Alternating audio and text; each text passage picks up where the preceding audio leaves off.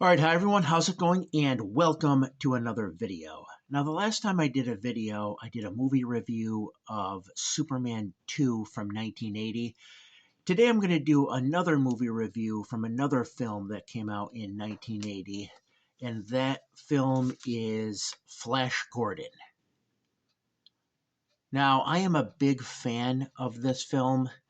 Some people really like this movie, some people do not. It's a very polarizing film. But I've been a big fan of this film for a long time now. I think it's a very well made film. And this is what I want to talk about today. Now, it's interesting because there's a lot of different stories around the production of this film, but I think the best way to start would be to talk about Flash Gordon and how the character came about and just get into a little bit of that history. Now, in 1900, the first space opera came out. And that's what Flash Gordon is. It's a space opera. And what a space opera is it's a subgenre of science fiction, a very popular subgenre, probably the most popular, I would think.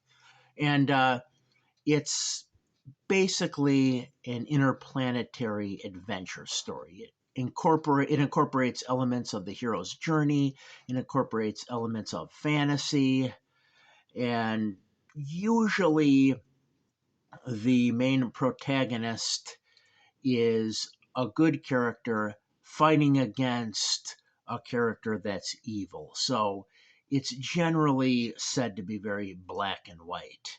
Usually the protagonist tends to be a character that's skilled in some sort of a melee weapon. And the character may also use a laser gun, but usually the characters are skilled in a melee weapon. They're very good in hand to hand combat.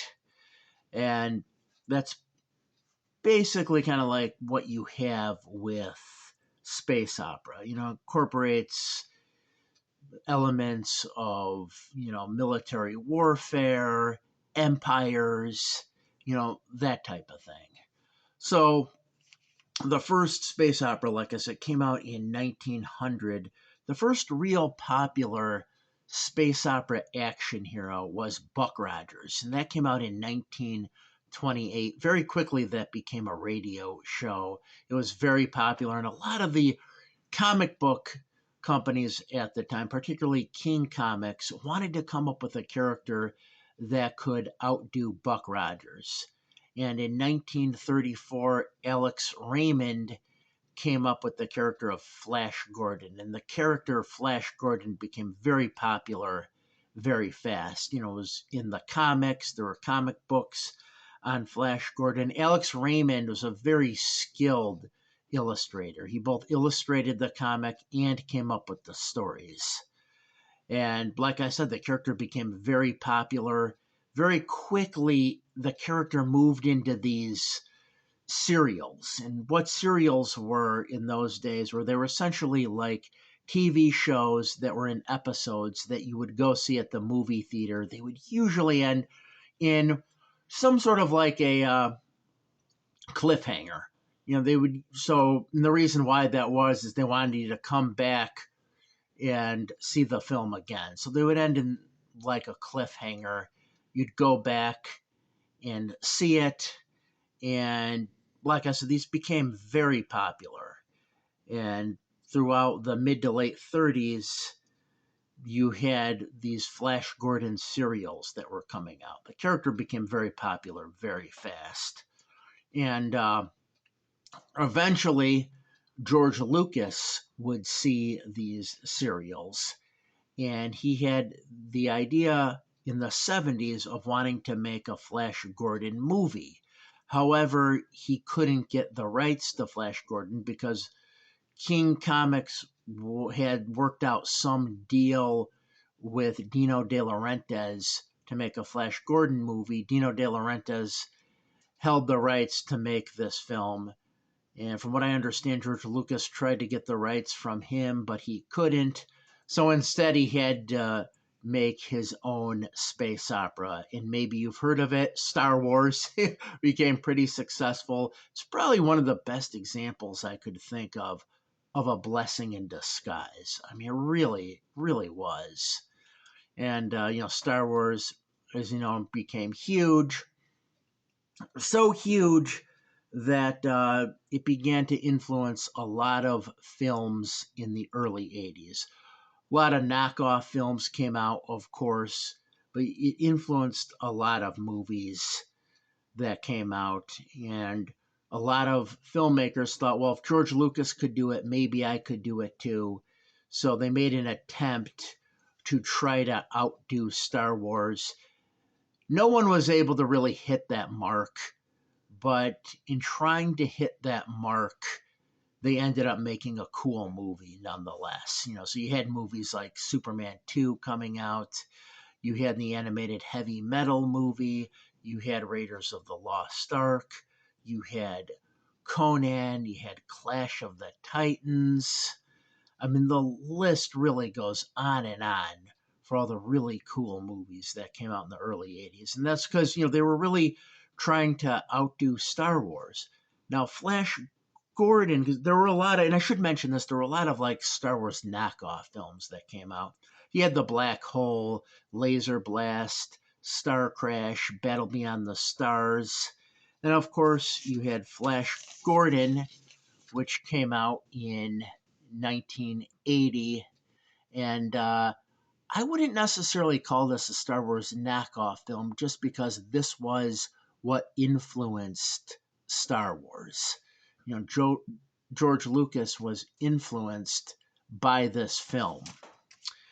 And you could even see that with the opening credits of Star Wars, the scrolling, screen of credits, the scrolling screen, the story that you have in the beginning, and it talks about what's going on.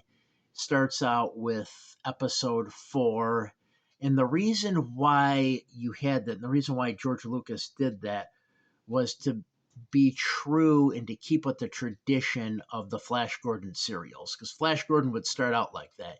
You'd have the story, and the letters would scroll across the screen, and it would say episode 5 or episode 6, and usually that was how it was, because you usually always came in at the middle of it. Unless you were a serious moviegoer, usually came in somewhere in the middle. So George Lucas wanted to keep true to that tradition, so that's why he started Star Wars out at episode 4. So because he wanted to keep true to that like serial Flash Gordon tradition of like I said, going in when the thing was already in progress. So anyways, like I said, yeah, this movie came out in 1980, and the production behind it was pretty interesting. Obviously, Dino De Laurentiis wanted to try to outdo Star Wars. He had gone through a number of different directors, people he wanted to direct it. The writer was an individual by the name of Lorenzo Seppel Jr. He had done a lot of writing for the original Batman series.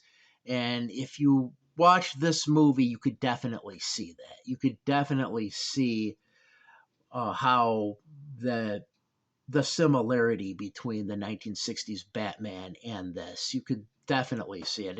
It is done in that camp style for sure. And he wanted to do it that way. That was the way he wanted to do it. From what I understand, De Laurentiis wanted it to be more serious, and he wanted the film to, like I said, beat Star Wars, essentially. He wanted a serious film, but it was really done in a campy kind of style. So it's kind of interesting because there was basically, British cast, an American cast, and an Italian cast, and the British and the Americans were all for doing it in the camp style. The Italians wanted to go dark with this. So some of the more darker scenes that you see in Flash Gordon was the result of, the Italians wanting to make this a serious, dark film. And it is dark in some spots. There's also some parts of the film that really kind of make it feel kind of like a porn. And I think that plus the violent scenes of this film did hurt the film in America. I know the film was successful in England and Italy when it came out, but it wasn't as successful in America. And I think it had to do with the fact that it wasn't seen as a kid's movie. And I would say, after seeing it, I don't think this is a kid's film. And yet, people would see it at the time. It got labeled as not being a kid's film, so then kids wouldn't see it. And then adults wouldn't see it because they thought of it as a kid's film, so they wouldn't go see it. I've talked about this thing before in other videos, I know, because I talked about the fact that adults probably wouldn't see movies at this time that were seen as kids movies because it was a different era at the time. Now it's different. Now you have 30, 40, 50 somethings going to see movies like this all the time. This movie is now a cult classic. You have people talking about this kind of stuff on podcasts, and different famous people will hype this kind of stuff up. There'll be conventions, Kevin Smith and people like that will hype movies like this up and talk about them. But in the past, no, you didn't have that. Movies like this are kind of seen as kids' movies, but yet they were made too dark for kids. Kids wouldn't see them. And like I already said, the adults wouldn't because they were seen as kids' movies. So that's why movies like this wouldn't do too good in America. I know I talked about The Dark Crystal as well, and The Dark Crystal had the same problem where it was like too dark for kids, but then adults wouldn't see it because they thought of it as a kids movie. There were a lot of movies like that in the 80s. You also had, I don't know if you remember the film The Return to Oz. That was like that too. The original Wizard of Oz was from the song and dance era, and it was a musical. The Return to Oz was basically a horror fantasy film. And I wouldn't say it was really for kids at all. But yeah, so that's just how it was. I definitely did want to mention that because this film did not do good at the box office, and I think that's why it didn't do good. Although this has really become a major cult classic in recent years. And I think one of the reasons why it became a cult classic was the movie Ted, the Seth MacFarlane film. Ted popularized this film. I think it was like 2011 or 2012 when Ted and Ted 2 came out. There were scenes with Sam Jones, the actor who played Flash Gordon, and there were some funny scenes in those movies. And I think people discovered the movie that way.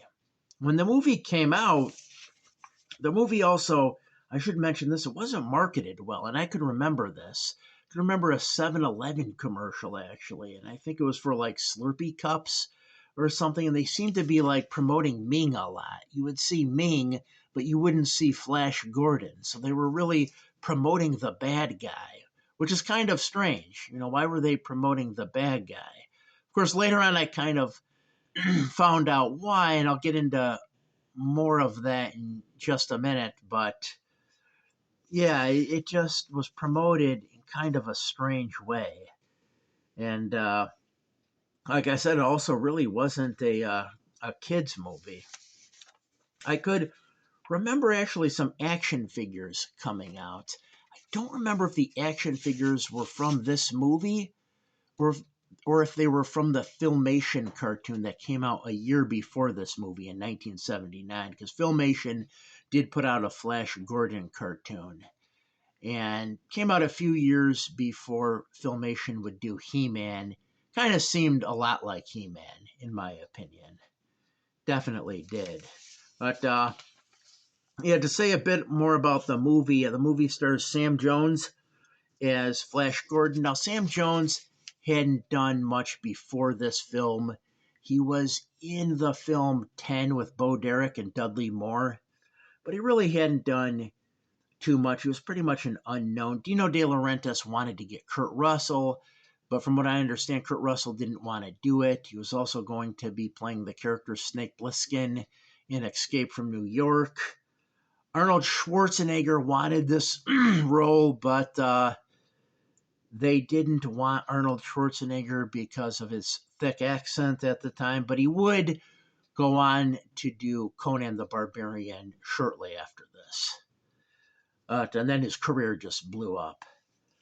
But he had some other actors in this. You had Max von Sydow in this. He's the one who plays Ming. And before this, Max von Sydow had, I think the most popular role he had before Flash Gordon was as the old priest from the Exorcist movie. But once this came out, it seemed like he got a lot of bad guy roles after he had played Ming. A lot of bad guy roles. Remember Minority Report? He was in that where he played a bad guy. But definitely a great actor. And then you had as Voltan, Brian Blessed, who plays Prince Voltan, does a very good job. I mean, he has a very distinct, booming voice and a lot of, like, perfect diction on top of that. Perfect diction. But just plays that character really well. You know, I know he's done other things. I believe he had done Doctor Who. I think he had done Cats. But a lot of other things as well. I'm pretty sure he had done a lot of plays. A lot of these British actors had done a lot of Shakespeare. So I should mention that. And it is kind of cool because, you had actors like Max von Sydow who would do something like this. It's cool that he would do something like this, that he didn't see this kind of role as being beneath him. Because sometimes actors would think that way, but he didn't. And you also had Timothy Dalton as Prince Baron, plays kind of this like Robin Hood type character. I think they might have been called the Tree People at one point, but plays like this Robin Hood type character. Definitely seems like he's kind of channeling like Earl Flynn for this role. Definitely has that feel, like he's playing like an Earl Flynn type character. But he plays Prince Baron, and later, of course, he will go on to play James Bond in a couple Bond films. But at this point, he hadn't done too much. I think he had done some historical movies, one on Oliver Cromwell, and I know he had done a version of Wuthering Heights at one point, I believe in the early 70s. But but like I said, Sam Jones was, virtually unknown at this time. Some people say that, they didn't like his acting. They didn't think he was very good, but I disagree. I thought he did a good job in this. I really did. Now, there would be some problems supposedly with him on set where he had gotten into some altercations with different people on the set. They don't really get into detail on that from what I've heard. I mean, I did watch a documentary, which I do recommend, called Life After Flash, and they do talk about this stuff in that documentary, but they don't really mention all the details about his altercations on the set, but they do mention the fact that he did have a falling out with the producer, Dino De Laurentiis, and apparently it sounds to me like it was about money, that pretty much he had filmed all his scenes for Flash Gordon, and the film was going into post-production. They didn't want to fly him back over to Europe to do it, so Dino De Laurentiis ended up dubbing some of his dialogue with another actor. He used another actor to do some of his dialogue parts. And ultimately, So he had a contract, from what I understand, to do 3 movies. They were going to make this a trilogy, but this movie didn't do well at the box office, so they ended up scrapping the idea of a trilogy. Now, there's another important thing I should mention about this film, and that, of course, is the soundtrack. Queen did the soundtrack for this film. They also had another actor score part of the film, and he had a very limited amount of time to come up with the score. He was extremely exhausted as a result, but the score he did was pretty good. But the um, Queen music in this film is just excellent. I think the Queen music in this film takes this movie to another level. It really does. You got to understand, they really, at this point in time, a rock bands did not score films. You didn't have that happen yet. You had, Tommy with the Who, and you had Rocky Horror Picture Show, but it wasn't really all that common to have a rock band score a film. It definitely works for this film, that's for sure. I know I did another video where I talked about Jodorowsky's Dune, and Jodorowsky wanted to use Pink Floyd to score the film, although that film never happened.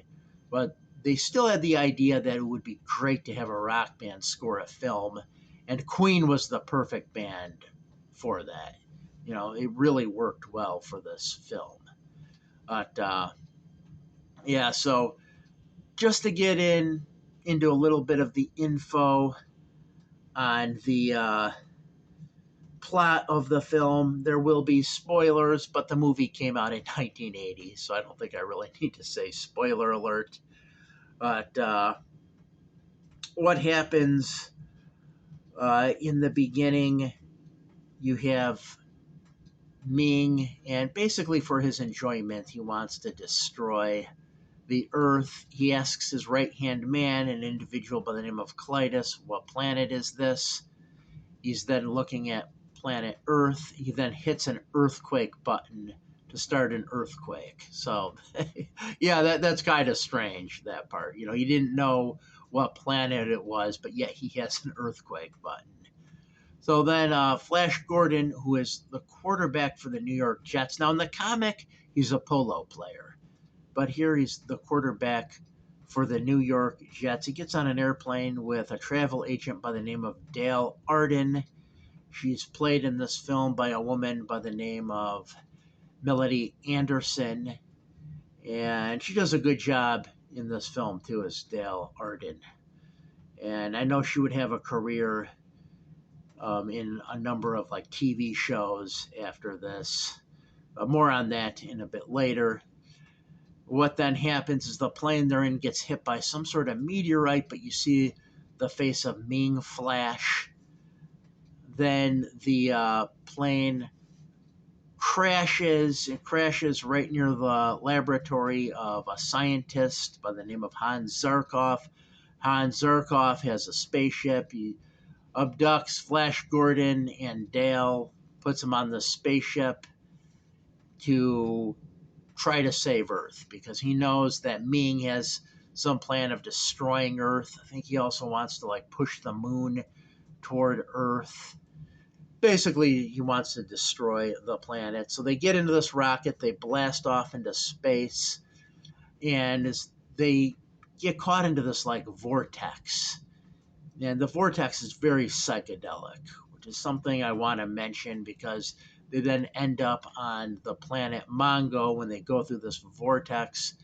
The spaceship crashes, and you see the planet Mongo, and I really like the psychedelic effects that they used for this film. I really like that. I really like that they went in this direction. Because there was some of that at this time. I know the animated heavy metal cartoon had some psychedelia in it, but this definitely did, and it worked. What they did was they had these real psychedelic looking skies. The effects for these skies were created by taking a tank of water and putting a bunch of dyes in the tank of different weights. They then took a light, put a light behind it. They then filmed it, sped up the film, and it created this real cool psychedelic swirly effect in the sky. And that's what you have throughout the film when you look at the skies of the planet Mongo. So real psychedelic. I like that they did that. I like that they went in that direction with this. But because I don't believe they did anything like that in the 1930s Flash Gordon. So it was definitely a cool upgrade, I thought. You know, along with the Queen soundtrack, of course. That's definitely an upgrade as well. But anyways, Flash Gordon gets taken prisoner. He gets brought to Ming's palace on Mongo, and you see the inhabitants of Mongo are all have their main representatives at Ming's palace. Flash, of course, is taken prisoner, but then you see the Timothy Dalton, Robin Hood character come in. You had the Brian Blessed, Volthan, Hawkman, and a few other characters, some that aren't that important. You do see the Lizard Man. Now, it's weird the way they make these Lizard Men look, because they basically have like these lizard men. They open their mouths, and there's eyes inside their mouths and like a face inside their lizard mouth. So it's very strange how they did this. But yeah, and there's also this like robotic android thing, and it repeats like whatever Flash says. So Flash goes, "This Emperor Ming's a psycho." Then it repeats, "Emperor Ming is a psycho." So then that draws Ming's attention toward Flash, and then you know, he wants his guards to grab a hold of Flash, but then this like football game starts, really campy, but just shows you that the Lorenzo Seppel Jr., the writer of it, wanted this to be a fun film, and it is. Very campy, very fun film. Doesn't take itself too seriously.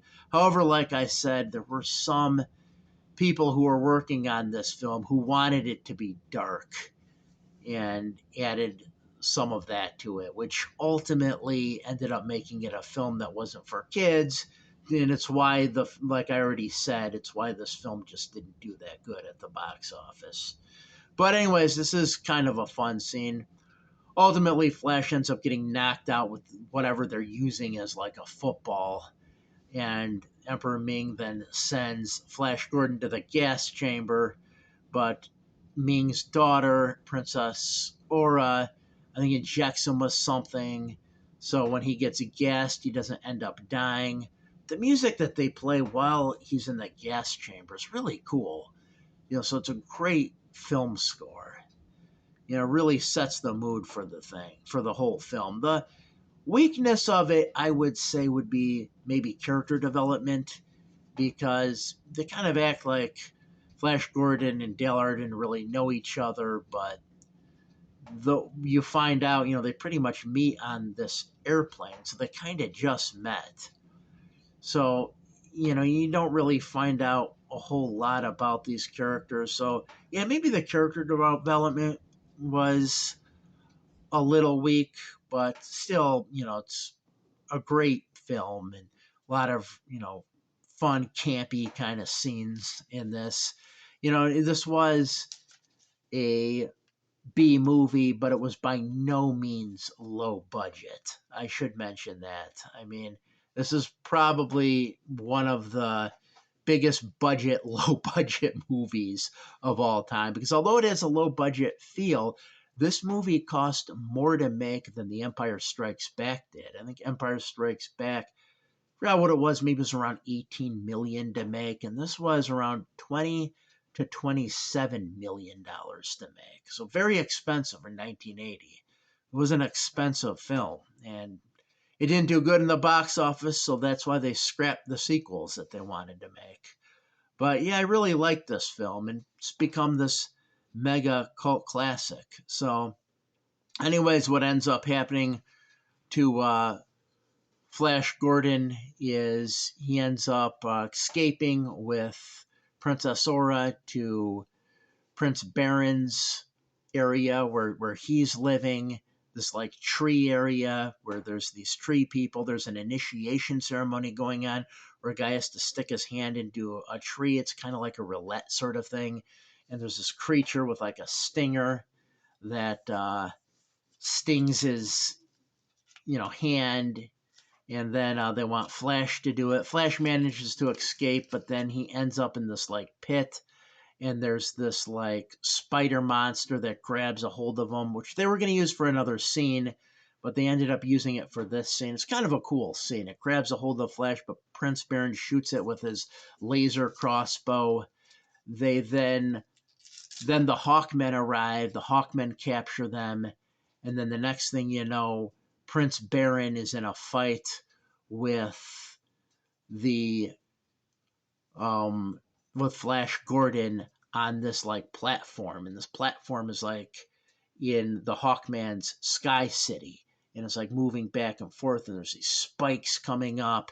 It's a very suspenseful scene, but a cool scene nonetheless. And Flash Gordon ends up saving Prince Baron, prevents him from falling off the platform. Then Ming arrives, Klytus arrives first. Flash Gordon takes Klytus, throws him onto the spikes. Klytus ends up dying. Then Ming comes. Ming offers, Flash planet Earth if he'll just bow down to Ming. He could rule Earth under the banner of Ming. Flash refuses. Ming's ships then start destroying the Hawkman Kingdom. Flash escapes on this like sky sled. He's then flying toward Ming's palace, and all these lasers are, being shot at Flash Gordon. Hundreds of lasers. Ming soldiers are definitely worse shot, I think, than the stormtroopers from Star Wars. They're firing all these lasers. None of them are hitting, and then Flash ends up I think like hiding in a cloud, turning around and hiding in a cloud. Then they send out the ship Ajax to get Flash. Then Flash lands on the Ajax, and then the Hawkmen are near the Ajax. Then you see the Brian Blessed, Voltan character with all the Hawkmen. And then he yells, "Dive!" And they all dive toward the Ajax, and there's Ming's troops, and there's all these lasers being fired back and forth. The Queen soundtrack is playing. It's probably the best scene in the whole movie. And eventually, the Hawkmen overtake the Ajax, and they overtake the ship. Flash Gordon gets in the Ajax, and he flies it toward Ming's palace. He's going to crash into it. Ming is about to marry the Dale Arden character. I should mention that. He's flying it toward the castle.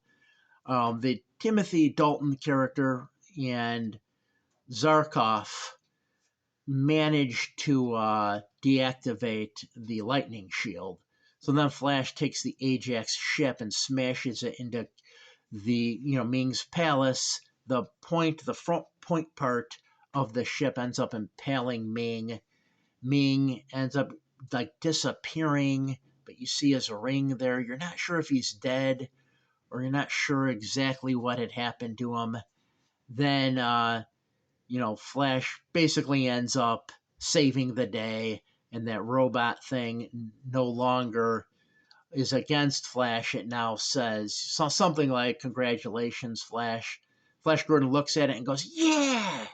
So, he has kind of an innocent ending to it. They didn't know how they were going to end this film, and that was how they decided to end it. So, before I end this video, I just want to show some of the many movie posters associated with this film. There's one of them right here. I already showed the main one, which was this one. But there were a lot of movie posters that came out for this. I do want to show some of these.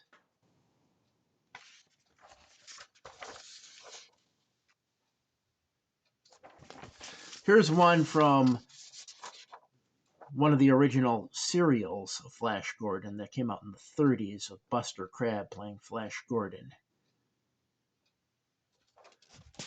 And this is from the comic book. There's some covers of the Flash Gordon comic. I do want to show some of these. And the comic was created by Alex Raymond. He both illustrated it and wrote the stories. So that's all I've got. If you watched this video, as always, I thank you for watching. Have a good night.